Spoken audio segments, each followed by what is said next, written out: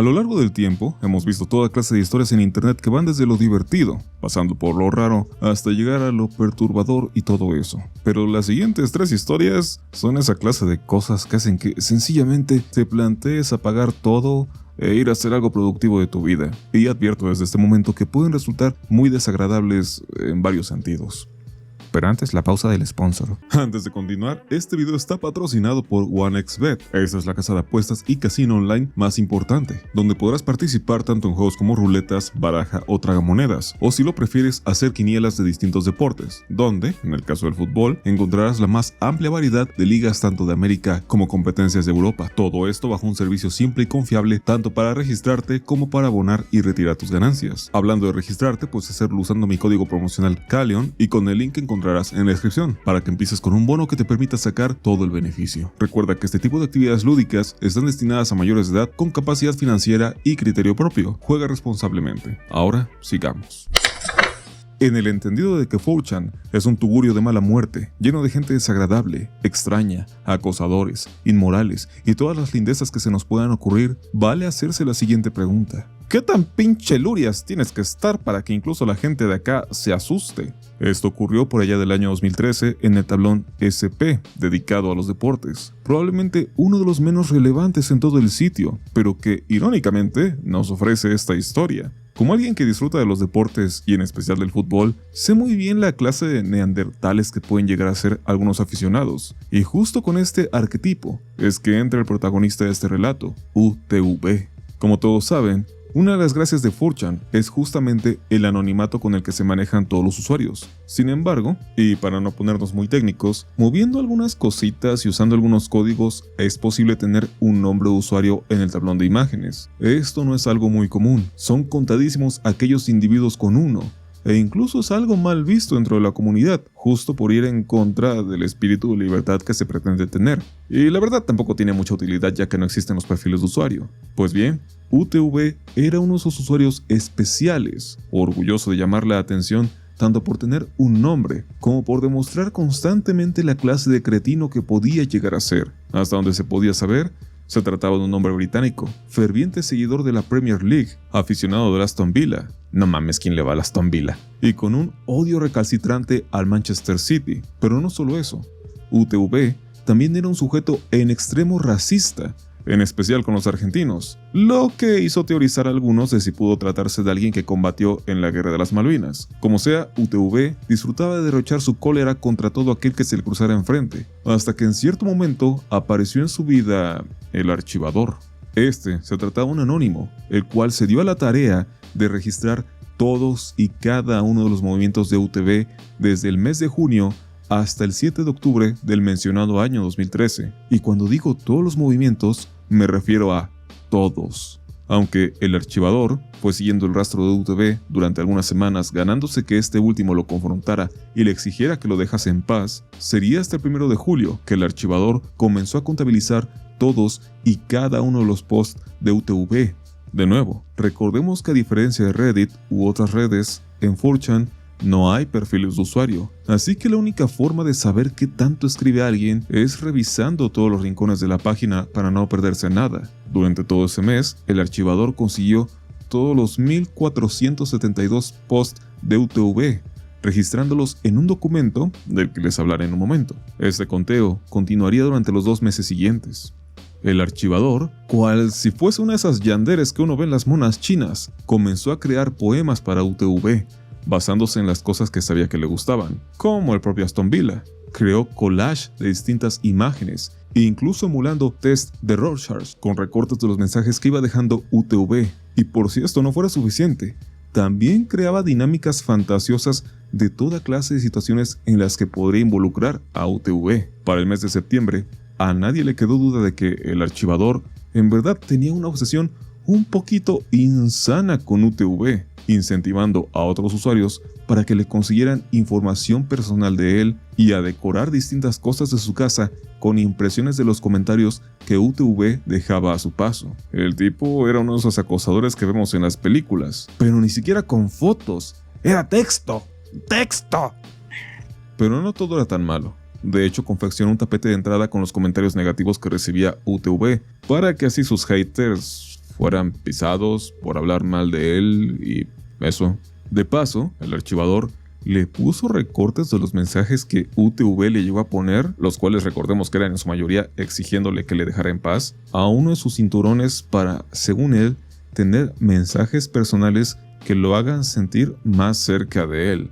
Para no darle más vueltas al asunto, el punto culminante de esta historia llegó, como adelanté hace un momento, el día 7 de octubre, donde el archivador escribió un mensaje básicamente diciendo que debía ponerle fin a su juego amoroso, ya que había sido descubierto por sus padres y estos le habían exigido que cesara con ello, que le daban un día para hacerlo y estaban monitoreando toda su actividad.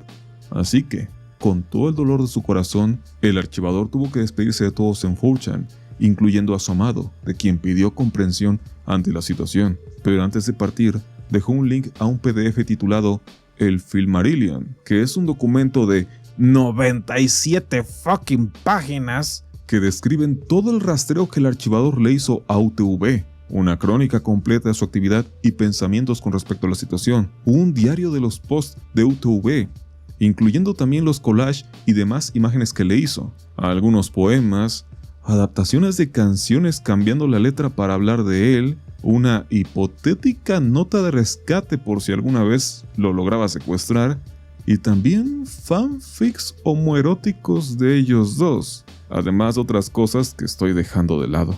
¿Han oído esa canción de The Police que todos piensan que es de amor pero en realidad va de un acosador?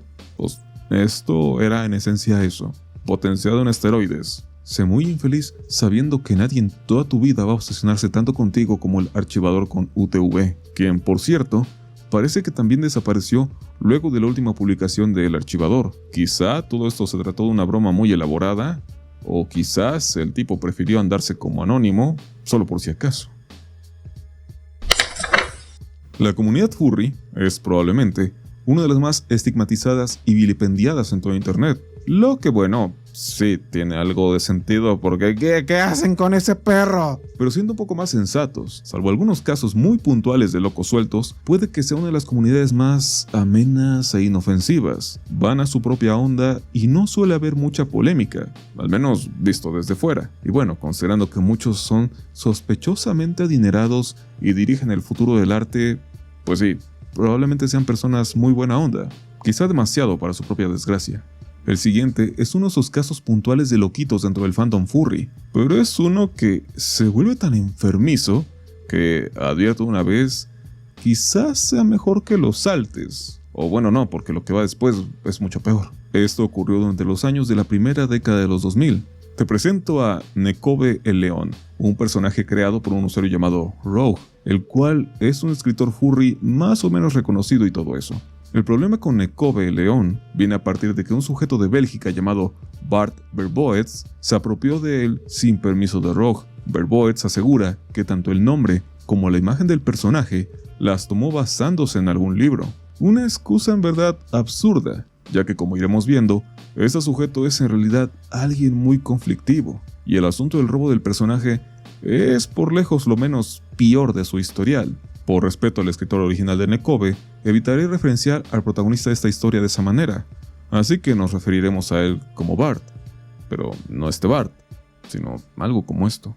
Verboets era esa clase de tipo que, por desgracia, nunca falta en una comunidad, y bastaría decir que, al menos hasta donde pude averiguar, fue baneado de un par de convenciones furras, tanto en Estados Unidos como en Europa, a causa de su comportamiento conflictivo. En 2001, fue arrestado en Florida por acosar a una persona quien exigía que fuese deportado a Bélgica, y a lo largo de los años, su comportamiento no hizo más que empeorar. De hecho, Rogue, el creador de Nekobe, lo logró definir de forma tajante. Verboets es la clase de tipo que se la pasaba mendigando un lugar donde quedarse a la gente, y luego las amenazaba exigiéndoles tener relaciones íntimas, mencionando que de no cumplir con dicha exigencia, una supuesta condición cardíaca acabaría con él. Cuando la gente no accedía o lo mandaban al diablo, él procedía a difamarlos en internet, diciendo que habían intentado eliminarlo, o en su defecto, los acusaba de poseer contenido ilegal infantil, pero sin hacer nada al respecto. Vaya, Verboets se comportaba como tuitero antes de que crearan Twitter.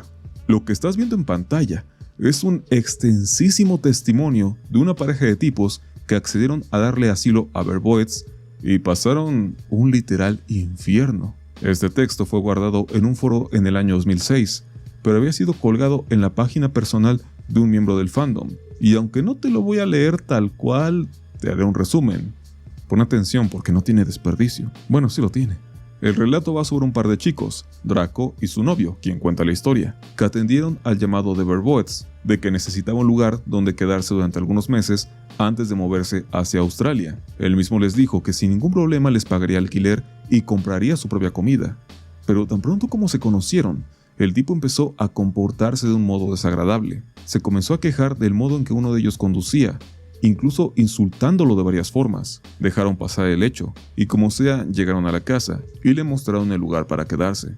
Conversando, Bart les dijo que tuvo que huir de Florida porque otros miembros de la comunidad lo perseguían, decían mentiras sobre él e incluso habían intentado dispararle y bombardearon su casa, y que el motivo por el cual le habían prohibido el acceso a una convención fue porque él sabía que distribuían contenido ilegal de menores y había casos muy graves al respecto. Ahora, en ese mismo día, tan pronto llegó la hora de irse a dormir, Verboets le exigió a uno de los chicos, a Draco siendo más exactos, que si le podía... Jiffy. Esto se refiere a... ya saben a qué. El caso es que Verboets le explicó que necesitaba hacerlo, que si no lo hacía, le daría un infarto y podría morir. Draco en un inicio le dijo que aplicara la de Vladimir y lo dejara en paz, pero Verboets de algún modo lo persuadió para que le ayudase con el problema, algo con lo que Draco se sintió fatal. Al día siguiente, Verboets siguió contando sobre lo mucho que la comunidad furry estaba en su contra, diciendo que tenía pruebas de las cosas ilegales que hacían, pero que nadie le creía, y llegaron a acusarlo de ser él quien las hacía. El tipo se jactaba de poder destruir comunidades del fandom y tener contacto con gente capaz de tirar los sitios web del mismo. Todo esto mientras insistía en cómo siempre necesitaba, sacarse las ganas. Y logró que Draco le ayudase una segunda vez, una que fue mucho más incómoda que la anterior y provocó una pelea más remarcada. Pero luego de esto, el tipo confesó que en algún momento había mantenido encuentros con cientos de hombres de la comunidad gay europea, sin haber usado protección. La visita de Verboets coincidía con la de otro amigo de la pareja, una visita que habían planeado mucho tiempo antes, y de la nada, nuestro lechero amigo comenzó a decir que la idea de que fuese a llegar otro furro a la casa lo emocionaba mucho. Draco solo atinó a decirle que se mantuviera alejado su invitado. Verboets volvió a insistir con lo de que necesitaba placer o se moriría y todo eso, pero lo mandaron al diablo esta vez. Al día siguiente, cuando llegó el amigo en cuestión, resumiendo muchísimo del texto, Verboets se la pasó acosándolo todo el rato, intentando quedar a solas con él y que se diera algo. El amigo en cuestión no era gay, así que la situación era mucho más desagradable para todos en este punto. Pero el sujeto se puso a hacer rabietas diciendo que mataría a todos por no ceder ante sus caprichos. Y cuando digo rabietas, me refiero a que el sujeto estaba totalmente enloquecido y violento. Llegó a decir que no le importaba contagiarse de enfermedades a causa de sus prácticas, pues después de todo, tenía que morirse de algo. Como es evidente, no puedo ser tan descriptivo con esta historia, pero se vuelve tan nauseabundo y pesado de leer. Verboets es la clase de sujeto desagradable que trasciende a lo criminal, pero que siempre dice que todo el mundo está en su contra. El clímax del relato va sobre un enardecido intento de Verboets de tener intimidad con el invitado, en una discusión que, no exagero en decir, hace que cualquiera quisiera partirle la cara al tipo. Por suerte al final logran sacarlo de la casa y no vuelven a saber de él. Haciendo una búsqueda un poco más profunda, fuera de algunas discusiones a inicios de los 2000, no parece haber más sobre Verboets. Y siendo sinceros, tampoco es como que sintiera muchas ganas de saber más de él. Aún así, para desgracia de Rogue, toda la imagen de su personaje terminó manchada por este tipo. Cuando buscas en Google Nekove the Lion, irremediablemente te saldrá información de aquel desquiciado. La peor parte es que, según algunos miembros de la comunidad, personas así son algo recurrente, y aunque suelen ser fichadas para que nadie se les acerque, llegan a encontrar víctimas. Aún así, Verboets parece ser el peor de todos. Lo último que veremos, de alguna manera se las arregla para hacer la peor historia de las tres. Aunque por suerte no se encuentra mucha información, o mejor dicho, quedé tan asqueado que ya no quise saber más. El tipo que ves en pantalla se llama Tom Patrick Bird y se ha vuelto una especie de ícono, meme, persona o algo un tanto popular entre los círculos de humor más rancio de la web. El motivo es, bueno, el tipo come caca. Siempre me gusta decir que mi contenido va de gente comiendo caca y aquí estamos. Esta vez es en serio.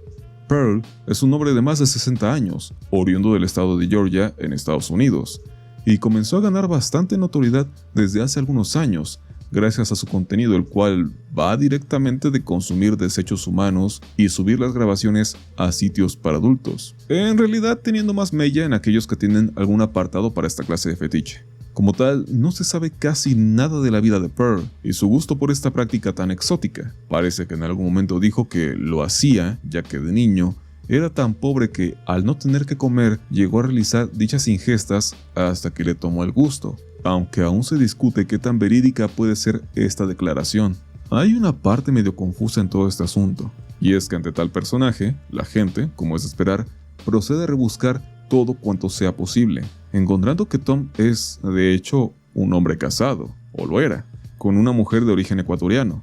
Tiene una familia bastante amplia, incluyendo un hermano muy parecido a él físicamente, y por medio de Facebook era un tanto fácil encontrar a la gente de su entorno, lo que hace creer a algunos que sus familiares y amigos ignoran por completo la existencia de su contenido desagradable, lo cual es difícil de creer, considerando un par de cosas, como que se tiene su dirección exacta y número telefónico y ya han llamado a él, y, lo más importante, que Tom Pearl está registrado como un desde el año 2002, ya que fue atrapado con posesión de contenido ilegal infantil. Pero aún así, según las fotos que lograron encontrar, parece que el sujeto vive, o vivía, una vida común como un simple padre de familia, esposo y vecino cualquiera. Y aunque podríamos pensar que quizá los videos son algo lejano, pues no. Por ejemplo, aquí se le ve sosteniendo un control de PlayStation 5, así que podemos asegurar que, al menos hasta hace unos años, él seguía haciendo sus cosas, y sus videos reaparecen cada tanto. No se puede ahondar mucho más en el caso de Tom Pearl, pero ciertamente se ha convertido en alguna suerte de ícono underground, pues el tipo ama lo que hace, aunque eso sí, se mantiene en alerta la idea de que siga con sus otros gustos totalmente ilegales.